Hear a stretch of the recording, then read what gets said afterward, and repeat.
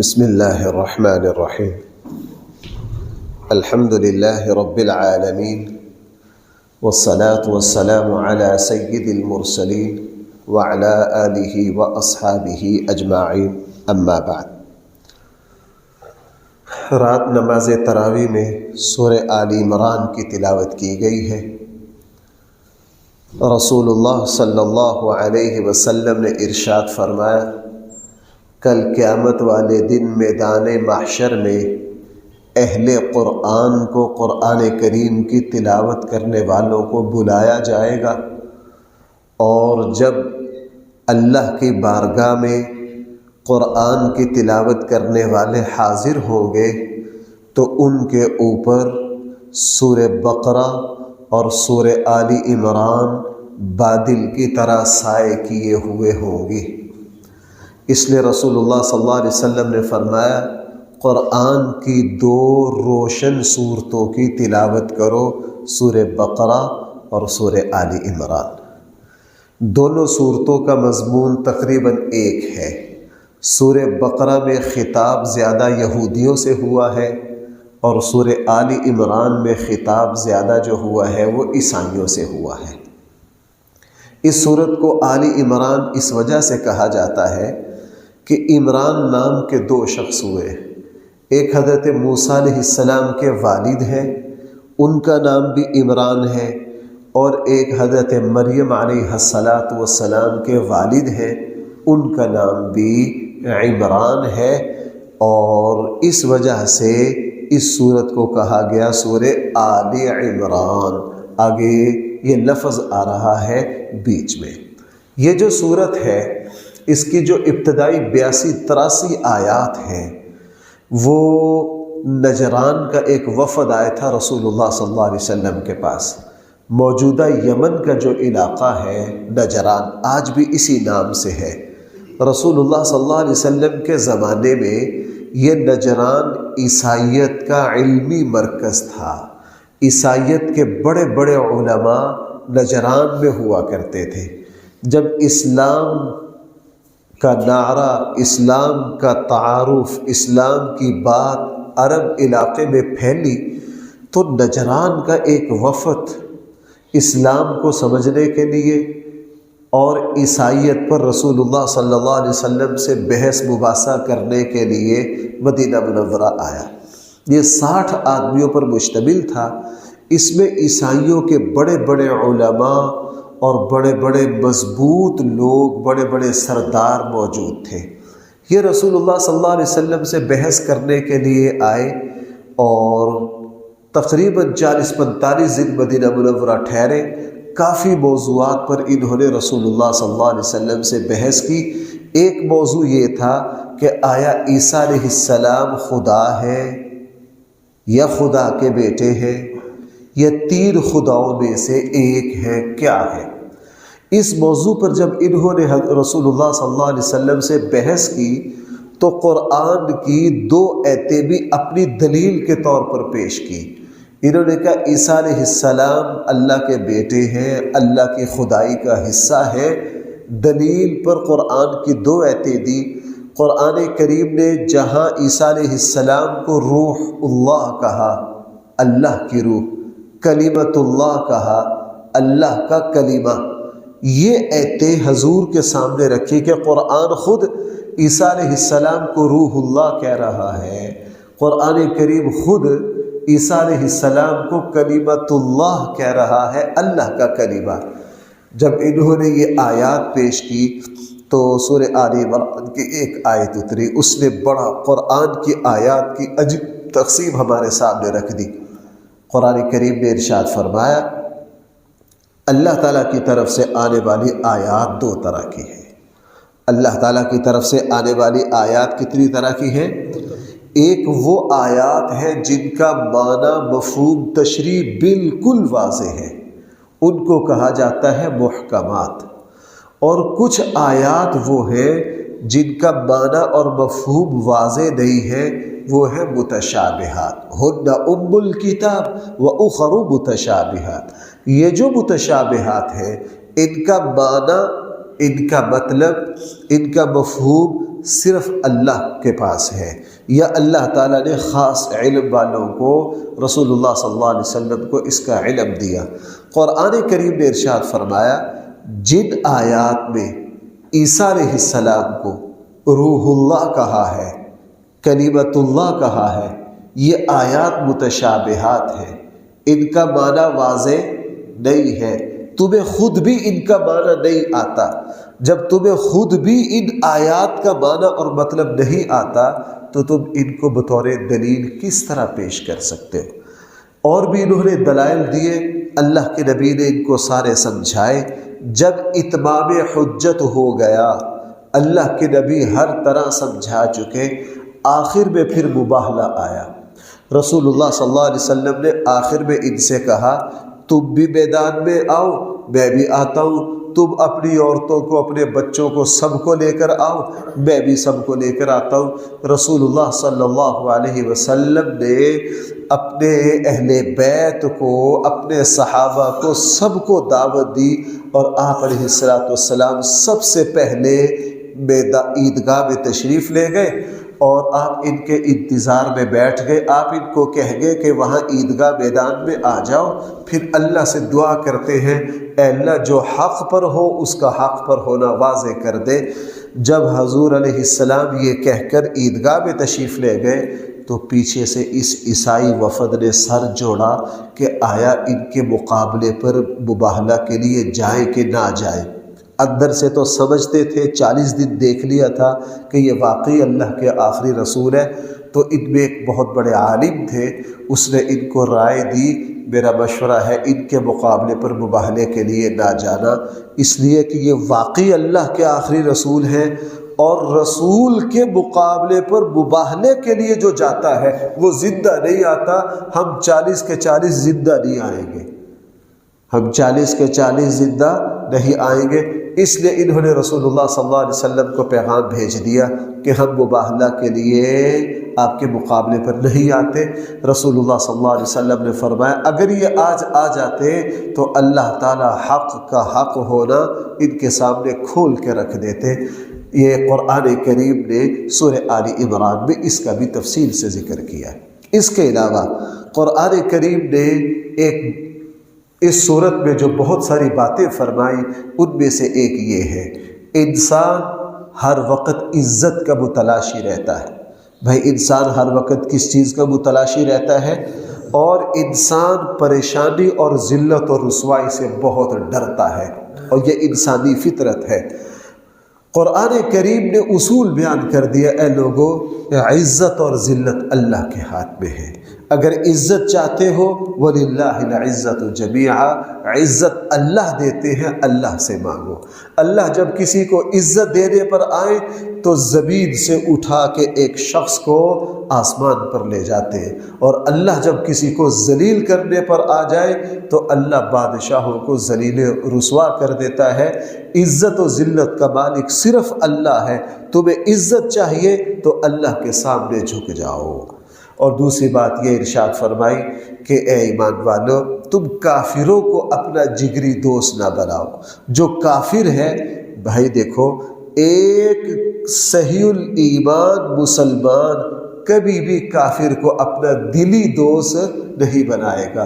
کافروں کے ساتھ اٹھنا بیٹھنا، لین دین، معاملات تو ہوگے، لیکن قلبی میلان نہیں ہوگا، دل کا میلان نہیں ہوگا، چونکہ کفر اور اسلام یہ دونوں متضاد ہیں، یہ کبھی بھی دوست نہیں ہو سکتے۔ قرآن کریم نے سورہ آل عمران میں ایک یہ بات ارشاد فرمائی ہے، لوگو اگر تم یہ چاہتے ہو کہ اللہ تعالیٰ تم سے محبت کرنے لگے تو اس کا آسان طریقہ یہ ہے کہ حضور علیہ السلام کی اتباع کرو۔ جو رسول اللہ صلی اللہ علیہ وسلم کی سنت پر جتنا چلے گا وہ اللہ کا اتنا ہی محبوب ہوگا۔ جو حضور علیہ السلام کے طریقہ اور سنت کو چھوڑے گا وہ نہ اللہ کا ولی ہو سکتا اور نہ اللہ کا محبوب ہو سکتا۔ قرآن کریم نے سورہ آل عمران میں حضرت مریم علیہ السلام کے پیدا ہونے کا بھی تذکرہ کیا ہے۔ ان کے والد جو تھے عمران وہ پہلے فوت ہو گئے، اور ان کی اہلیہ یعنی حضرت مریم کی جو والدہ تھی انہوں نے نظر مانی کہ اے میرے اللہ اگر میرے یہاں اولاد ہو گئی، اگر آپ نے مجھے بیٹا دیا تو میں اس کو بیت المقدس کی خدمت کے لیے وقف کروں گی۔ یہ نیت مانی، اور جب یہ نیت اور نظر مان لی، جب اللہ تعالیٰ نے اولاد کے پیدا ہونے کا وقت آیا تو بیٹا کی جگہ ان کے یہاں بھائی کیا ہو گئی؟ بیٹی ہو گئی۔ اللہ سے شکوہ بھی کیا، اے میرے اللہ میں نے تو اپنے اس بچے کو آپ کی راہ میں لگانا تھا، یہ تو بیٹی ہے، یہ تو بیت المقدس کی خدمت نہیں کر سکتی۔ چونکہ ان کے والد جو تھے وہ جو حضرت مریم کے جو والد تھے وہ بیت المقدس مسجد کے امام و خطیب تھے، بڑے عالم تھے۔ طے ہوا کہ اس بچی کو لے لیا جائے، عام عادت تو نہیں تھی، لیکن اب اس بچی کو کون پالے گا، تربیت کون کرے گا؟ تو قرہ نکلا حضرت زکریا علیہ السلام کے نام۔ حضرت زکریا علیہ السلام جو ہیں وہ حضرت مریم کے خالو ہیں۔ بیت المقدس میں ایک حجرہ خاص کر دیا۔ جب یہ بچی جوان ہوئی تو وہاں عبادت کرتی تھی۔ حضرت زکریا علیہ السلام باہر سے دروازہ بند کر کے مسجد میں آ جاتے، اور جب اچانک دروازہ کھول کے اندر جاتے تو دیکھتے حضرت مریم کے پاس جو ہے وہ بے موسمے جنتی اعلیٰ پھل پڑے ہیں، ان کا ذائقہ، ان کو خوشبو ہے۔ ایک دن پوچھ لیا مریم، میں دروازہ بند کر کے جاتا ہوں اور کسی طرف سے راستہ نہیں ہے، یہ تیرے پاس طرح طرح کے پھل کدھر سے آتے ہیں؟ یہ اتنے عمدہ پھل کیسے پہنچ جاتے ہیں؟ تو حضرت مریم نے اپنے خالو حضرت زکریا سے عرض کیا، یہ اللہ کی طرف سے آتے ہیں۔ کس کی طرف سے آتے ہیں؟ تو حضرت زکریا سمجھ گئے کہ یہ اللہ کی ولیہ ہے، یہ اللہ کی مقرب ہے۔ تو اسی وقت پھر اللہ سے، ان کے پاس بھی اولاد نہیں تھی، تو اللہ تعالیٰ کے سامنے ہاتھ پھیلائے۔ اور بھائی رمضان دعاؤں کا مہینہ ہے، ہمیں بھی سیکھنا چاہیے کہ اللہ سے لیتے کس طرح ہے۔ حضرت زکریا نے کہا، اے میرے اللہ آپ مریم کو اگر بے موسم پھل دے سکتے ہیں تو اے اللہ مجھے بڑھاپے میں اولاد بھی دے سکتے ہیں، چونکہ اولاد بھی ایک طرح کا پھل ہے۔ اللہ تعالیٰ سے بھائی جب کچھ لینا ہونا، اللہ تعالیٰ کو اللہ کی قدرت کے واسطے دو۔ اے میرے اللہ آپ نے اتنا بڑا آسمان بنا دیا، آپ نے اتنی بڑی زمین بنا دی، اے میرے اللہ آپ نے زمین میں رزق کے خزانے بھر دیے، اے میرے اللہ مجھے روٹی بھی دے سکتے ہیں آپ۔ اے میرے اللہ آپ نے یہ اتنا بڑا نظام قائم کر دیا، تو اے اللہ آپ کے لیے مجھے مکان دینا کیا مشکل ہے؟ اے میرے اللہ آپ زندوں سے مردہ، مردوں سے زندہ کو نکال دیتے ہیں، اے اللہ مجھے شفا دینا آپ کے لیے کیا مشکل ہے؟ اللہ کے سامنے اللہ کی صفات رکھے۔ اللہ زکریا علیہ السلام نے یہی، اے میرے اللہ آپ اس بچی کو بند کمرے میں بے موسم پھل دے سکتے ہیں، اے اللہ مجھے اولاد بھی دے سکتے ہیں۔ جب یہ دعا مانگی تو یہ ادا اللہ تعالیٰ کو زکریا علیہ السلام کی بڑی پسند آئی۔ اللہ تعالیٰ نے فیصلہ کر لیا، اور وہی بھی اس وقت آئی جب حضرت زکریا نماز پڑھ رہے تھے۔ حضرت زکریا کیا کر رہے تھے؟ نماز میں فنادته الملائکۃ وهو قائم یصلی فی المحراب ان اللہ یبشرک بیحییٰ۔ اے زکریا تو نے عجیب طریقے سے ہمارے بارگاہ میں درخواست جمع کروائی ہے، ہم تجھے اولاد دے رہے ہیں، اور تیرا بیٹا ان خوبیوں کا مالک ہوگا۔ ہم صرف تجھے بیٹا ہی نہیں دیں گے، بلکہ ہم ایسا بیٹا دیں گے جو بنی اسرائیل کا وارث بھی بنے گا اور ہمارا نبی بھی بنے گا۔ اور اللہ تعالیٰ نے، دیکھو بھائیو میری بات سنو، یہاں سے اندازہ لگا لو دعا کی طاقت کا۔ بھائی میں کیا کہہ رہا ہوں، یہاں سے اندازہ لگا لو دعا کتنا بڑا عمل ہے۔ زکریا علیہ السلام نے دعا کر کے اللہ تعالیٰ سے بڑھاپے میں اولاد بھی لے لی، اور اولاد بھی وہ ملی جو نبی بنے۔ میں اس پر اتنا زور دیتا ہوں، میرا بس نہیں چلتا، میں آپ حضرات کو یہ بات کس طرح سمجھاؤں۔ ہمارے پاس لوگ وظیفے پوچھنے آتے ہیں، بھائیو اللہ تعالیٰ سے، اللہ کے خزانے سے، اللہ تعالیٰ سے نعمتیں لینے کا سب سے بڑا ذریعہ دعا ہے۔ سب سے بڑا ذریعہ کیا ہے؟ اللہ سے اتنا مانگو، اتنا مانگو، اتنا مانگو، سوال ہی پیدا نہیں ہوتا۔ جو اللہ سے مانگے اللہ اس کو دے نا۔ یوں اللہ تعالیٰ نے پھر آگے جا کے اسی بیٹی سے، اسے حضرت عمران کی بیٹی حضرت مریم سے پھر حضرت عیسیٰ علیہ السلام کو پیدا کیا، اس کا تذکرہ سورہ مریم میں آئے گا، وہاں میں کچھ تفصیل عرض کروں گا۔ قرآن کریم نے اس پارے میں ایک اور بڑی پیاری بات رسول اللہ صلی اللہ علیہ وسلم کی ایک عجیب فضیلت بیان کی ہے۔ قرآن کریم تیسرے سپارے کے آخری رکوع میں فرما رہا ہے، اللہ تعالیٰ نے ہر نبی کو جب نبوت دی تو اس نبی سے یہ عہد بھی لیا کہ تمہاری زندگی میں اگر ہمارے آخری رسول آ گئے تو تم ان پر ایمان بھی لاؤ گے اور ان کی مدد بھی کرو گے۔ بھائیو دوبارہ غور کرو میں کیا کہہ رہا ہوں۔ تیسرے پارے کا آخری رکوع کی پہلی آیت ہے، اللہ تعالیٰ نے ہر نبی سے کیا عہد لیا؟ آخری نبی اگر تمہاری زندگی میں آ جائے تو تم آخری نبی پر ایمان بھی لاؤ گے ان کی، اور ہر نبی اپنے امتیوں کو یہ کہہ کر گئے، اور عیسیٰ علیہ السلام تو ہر مجلس میں من بعد اسمہ احمد، لوگوں میرے بعد کون سے نبی آ رہے ہیں؟ احمد آ رہے ہیں۔ حضرت عیسیٰ علیہ السلام کے تو پیغمبرانہ فرائض میں یہ تھا کہ آپ انسانیت کو بتا دو کہ اب ہمارے آخری نبی آ رہے ہیں۔ نبی یہ وصیتیں کر کے گئے، لیکن اللہ کی شان ان امتوں کے نصیب میں نہیں آیا۔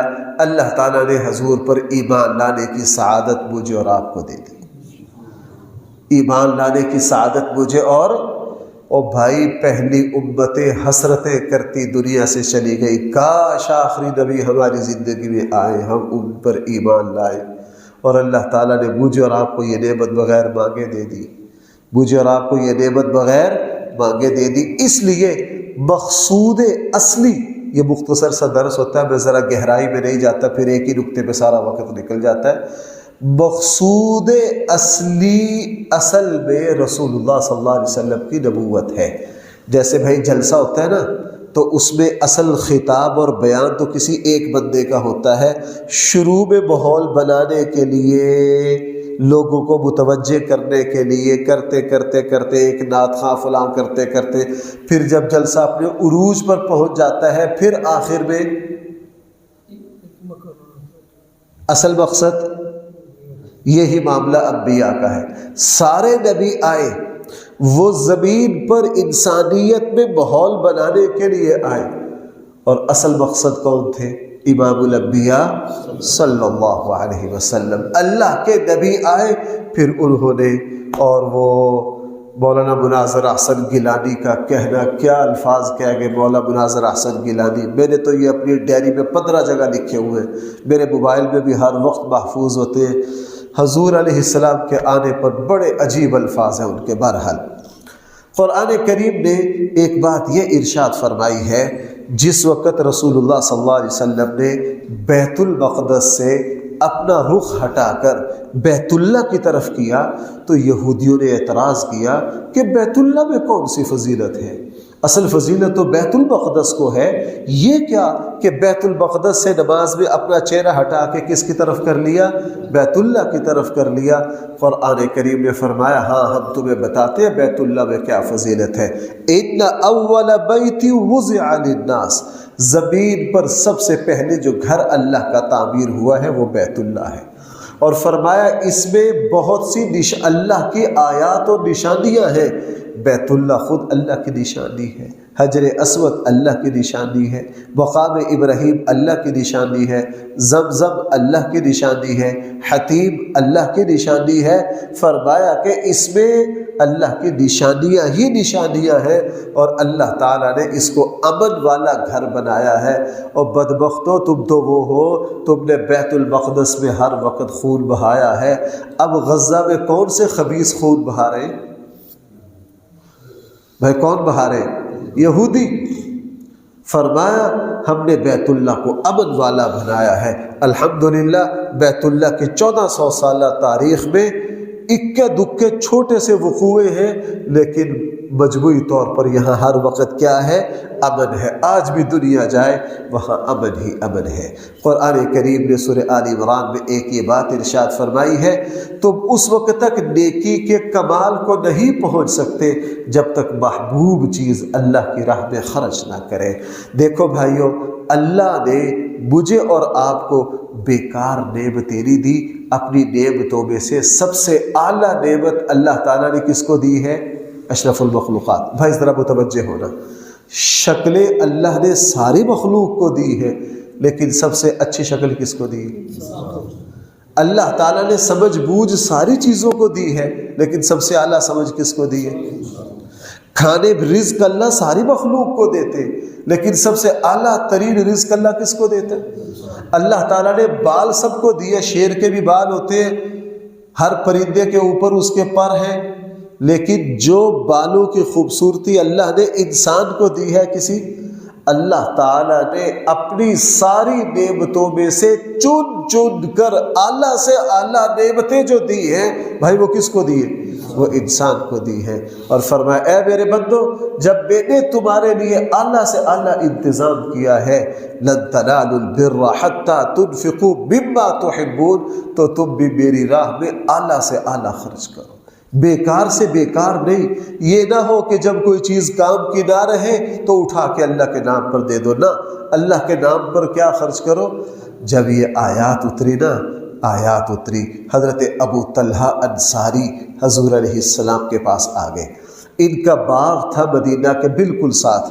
भाई मस्जिद नबवी जो है ना, मस्जिद नबवी का एक हिस्सा तो वो है जो रोज़ा रसूल की तरफ है, रोज़ा रसूल से बिल्कुल उल्ट सिमत जो बाब फहद वाला मस्जिद का जो आखिरी हिस्सा है, जहाँ कोनों में औरतों की नमाज की जगह है।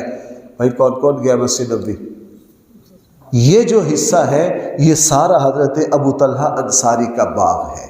ये मदीना के करीब था, घना था, इसमें ठंडे पानी का कुआं था, ये मदीना का कीमती तरीन बाग था। हज़रत अबू तलहा अंसारी हजूर के पास आ गए। कुरान का फैसला ये है, महबूब तरीन चीज़ अल्लाह की राह में खर्च करो। ए अल्लाह के रसूल, ये मेरा बाग है, इसको कबूल कर लीजिए। अल्लाह के नबी की ज़ुबान से भी निकल गया, वाह वाह वाह वाह, क्या ही आला माल है, क्या ही आला माल है। और अल्लाह के नबी ने फरमाया कि फ़ुला फ़ुला तुम्हारे रिश्तेदार गरीब हैं, उनमें तक़सीम कर दो। सहाबा इकराम में ये कमाल था कि वो अपने माल में से आला माल किसके लिए खर्च करते? अल्लाह के लिए। क्यों भाई? आला माल वो ही खर्च करेगा जिसके दिल में अल्लाह की मोहब्बत होगी। ऐ मेरे अल्लाह, तूने आपने हमें हर जगह आला से आला दिया है, और हम भी क्या करेंगे? आपकी खिदमत में आला से आला पेश करेंगे। कुरान करीम में सूरह आल इमरान में बार बार हमें हुक्म दिया है, ए ईमान वालो, तुम्हारी जिम्मेदारी ये है कि तुम अच्छाई का हुक्म दो और बुराई से मना करो। अमर बिल मारूफ नही अनिल मुनकर तुम्हारा फरीज़ा है। कुरान करीम ने इस बारे में ईमान वालों की खूबियाँ बयान की हैं। एक खूबी ये बयान की है कि वो अपने गुस्से पर काबू रखते हैं। अगर उनका किसी दोस्त किसी से कसूर हो जाए, अल्लाह के लिए भाई उसको क्या कर देते हैं? मुआफ़ कर देते हैं। और आखिर में कुरान करीम ने इस सूरत में तफसील के साथ ग़ज़वा उहद का तज़किरा किया है। ग़ज़वा उहद जो था ये बदर के नतीजे में हुआ था। मैदान बदर में काफिरों के, मक्का वालों के 70 कत्ल हो गए और 70 गिरफ्तार हो गए, बदतरीन शिकस्त हो गई। ये बदर से भागते भागते ऐलान करके गए कि आइंदा साल दोबारा हमारा तुम्हारा उहद के मकाम पर मुकाबला होगा। अगले साल ये तैयारी करके आए, बहुत तैयारी की इन्होंने। ये 3000 लोग थे और इनके साथ 500 औरतें थी, बड़े घोड़े, बड़ी तैयारी के साथ आए। रसूलुल्लाह सल्लल्लाहु अलैहि वसल्लम भी मैदान में आए। अल्लाह के नबी ने जहाँ अपनी सफ़े लगवाई तो पीछे एक छोटी सी पहाड़ी है जबल रिमाद। अल्लाह के नबी ने 50 सहाबा की ड्यूटी लगाई कि तुम हमारी पुश्त को ज़रा महफूज रखना, पीछे से कोई हमला न करे। जंग शुरू हुई और बिल्कुल इब्तिदा ही में मक्का के सारे बड़े बड़े चौधरी जो थे वो दुम दबा के भाग गए। مکہ والوں کو شکست ہو گئی، اللہ نے مدینہ والوں کو فتح دی، صحابہ اکرام مال غنیمت جمع کرنے پر لگ گئے۔ اللہ کے نبی کا بڑا تاکیدی حکم تھا کہ تم نے پیچھے سے یہ جو چھپ پہاڑی ہے یہ نہیں چھوڑنی، لیکن ان صحابہ اکرام کو حضور علیہ السلام کے ارشاد کو سمجھنے میں غلطی لگ گئی۔ انہوں نے کہا اللہ کے نبی نے ہمیں جو حکم دیا تھا وہ جنگ تک تھا، اب جنگ ختم ہو گئی۔ اللہ کے نبی کا حکم کب تک تھا؟ اب جنگ کیا ہو گئی؟ بس یہ غلطی کر گئے، یہ غلطی تھی، حضور کا ارشاد سمجھنے میں غلطی کر گئے اور یہ بھی مال غنیمت لوٹنے میں لگ گئے۔ خالد بن ولید جو اس وقت تک مسلمان نہیں ہوئے تھے، وہ پیچھے سے جب بھاگے جا رہے تھے، انہوں نے دیکھا اوہو ان سے اتنی بڑی غلطی، پیچھے تو بندے ہی 7-8 ہیں۔ انہوں نے فوراً سب کو جمع کیا، بات بن گئی، پیچھے سے حملہ کیا تو جیتی جتائی جنگ جو تھی وہ دوبارہ شکست میں تبدیل ہو گئی اور ایسی بھگدڑ مچی کہ 70 صحابہ شہید ہو گئے اور بہت سارے زخمی ہو گئے۔ خود ہمارے آقا صلی اللہ علیہ وسلم کیا ہو گئے؟ زخمی ہو گئے۔ قرآن کریم نے بہت سارے غزوہ احد کی شکست میں بڑی عبرتیں ہیں۔ مسلمانوں کو ایک اہم سبق دینا تھا کہ اے لوگوں، جب بھی تم اللہ اور اس کے رسول صلی اللہ علیہ وسلم کی بات کو پسے پشت ڈالو گے تو تمہیں ناکامی دیکھنی پڑے گی۔ جب بھی تم اللہ اور اس کے رسول کی بات کو پسے پشت ڈالو گے تمہیں شرمندگی دیکھنی پڑے گی۔ جب بھی تم اللہ اور اس کے رسول کی بات کو چھوڑ دو گے تو تمہیں پریشانیوں کا سامنا کرنا پڑے گا۔ قیامت تک کے لیے فیصلہ کر دیا کہ اللہ اور اس کے رسول کی بات کو مانو گے، اسی میں تمہاری حفاظت ہے۔ اور بھائی آخر میں 2-3 باتیں اور رہ گئی۔ قرآن کریم نے ارشاد فرمایا لوگو تم میں سے ہر کسی کو موت آنی ہے، ہر جاندار نے موت کے دروازے سے گزرنا ہے، لیکن ایک بات سن لو، تمہیں کامیابی کے لفظ سے بڑی دلچسپی ہے۔ ہمارے یہاں بھی کامیابی بہت پرکشش لفظ ہے، ہر بندہ کامیاب ہونا چاہتا ہے۔ ناکامی بڑا خوفناک لفظ ہے، ہم ناکامی سے ڈرتے۔ ہر بندے کی محبوب اور جو مقصود و جو منزل ہے بھائی وہ کیا ہے؟ کامیابی۔ ہر کسی نے اب کامیابی الگ الگ بنا لی۔ کسی کی کامیابی جو ہے مال و دولت ہے، کسی کی کامیابی شہرت ہے، کسی کی کامیابی کچھ ہے، چاہتے سارے کامیابی ہیں اور انہوں نے کامیابی کہتے کس کو ہیں؟ اپنی اپنی تعریفیں کر کے منزل متعین کر دی۔ لیکن بھائی سچ وہ ہے جو اللہ نے فرمایا۔ اللہ فرما رہے لوگوں میں تمہیں بتاتا ہوں اصل کامیابی کیا ہے۔ لوگوں میں بتاتا ہوں بھائیوں، جس چیز کو اللہ اور اس کے رسول کامیابی کہیں وہ کامیابی ہے جس کو میں اور آپ کہیں۔ اللہ تعالیٰ نے فرمایا لوگوں میں بتاتا ہوں تمہیں کامیابی یہ ہے فَمَنْ زُحْزِحَ عَنِ النَّارِ، جو جہنم کی آگ سے بچ گیا وہ حقیقت میں کامیاب ہے۔ جو جنت تک پہنچ گیا حقیقت میں وہ کامیاب ہے۔ کامیابی اسے کہتے ہیں جس کے بعد ناکامی نہ دیکھنی پڑے، اور وہ یہی کامیابی ہے کہ بندہ کہاں تک پہنچ جائے؟ جنت تک پہنچ جائے۔ اس لیے رمضان میں آگے جمعے میں جا کے کسی بیان میں عرض کروں گا، رسول اللہ صلی اللہ علیہ وسلم سب سے زیادہ رمضان میں جو دعائیں مانگتے ان میں جہنم سے پناہ اور جنت کا حصول۔ جہنم سے پناہ اور بھائی کس کا حصول؟ اور بھائی قرآن کریم نے سورہ آل عمران کے آخر میں عقل مندوں کی ایک نشانی یہ بیان کی ہے، وہ ہر وقت اللہ کو یاد رکھتے، اللہ کا ذکر کرتے ہیں، اللہ کی عبادت میں لگے رہتے ہیں۔ اور آخر میں فرمایا ایمان والے وہ ہیں جو اللہ سے ڈرتے ہیں اور اپنے دین پر جم کر عمل کرتے ہیں۔ اپنے دین پر بھائی کس طرح عمل کرتے ہیں؟ وقتی نہیں بھائیوں، وقتی نہیں۔ اللہ تعالیٰ کو وہ ایمان والے بہت پسند ہیں جو مستقل مزاجی کے ساتھ نیکی اور تقوی کو اختیار کرتے ہیں۔ اللہ تعالیٰ ہم سب کو صحیح فہم عطا فرمائے۔ الحمدللہ رب العالمین والصلاة والسلام علی سید المرسلین وعلی آلہ واصحابہ اجمعین۔ ربنا آتنا فی الدنیا حسنہ وفی الآخرة حسنہ وقنا عذاب النار۔ صلی اللہ تعالی علی خیر خلقہ سیدنا مولانا محمد وآلہ وصحبہ اجمعین۔